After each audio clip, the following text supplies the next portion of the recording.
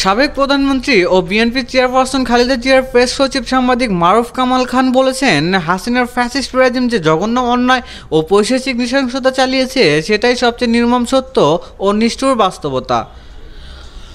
সেই নির্যাতনের ভিকটিমরা অনেকেই আছেন, তারা তাদের দুঃসহ অভিজ্ঞতার বিবরণ দিচ্ছেন। কাজেই অপরাধীদের রেহাই পাওয়ার পথ খুব সংকীর্ণ।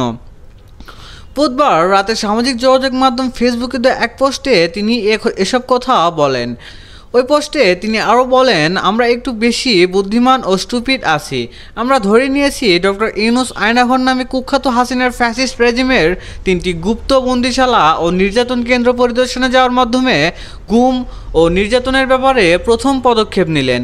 আমরা বিজ্ঞের মতো রসিয়ে রসিয়ে বলছি 6 মাস পর সময় হলো। তিনি বলেন, আসলে কি ব্যাপারটা তাই? কয়েক মাস আগে গুম কমিশন গঠন করা হয়েছে, তারা কাজ করছেন, সঙ্গে অনেক কিছু শনাক্ত করা হয়েছে, দোষীদের চিহ্নিত করা হচ্ছে, তাদেরকে বিচারের আওতায় আনার প্রক্রিয়া শুরু হয়েছে।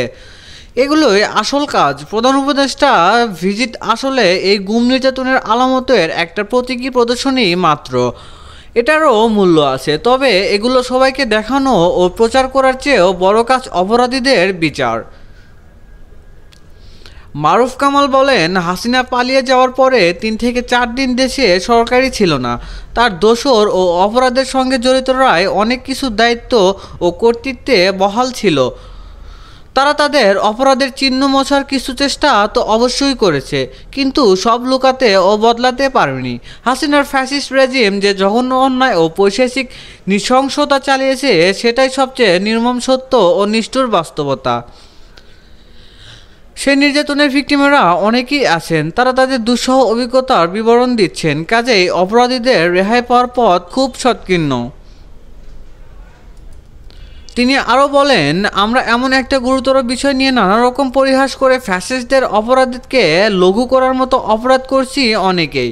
ছোটোখাটো বিষয়ে নোক্তা দিয়ে একটা বিরাট লক্ষ্যকে দিগ্ভ্রষ্ট এবং দুর্বৃত্তদের দায়মুক্ত করার মতো ফালতু যেন আমরা আর না হই।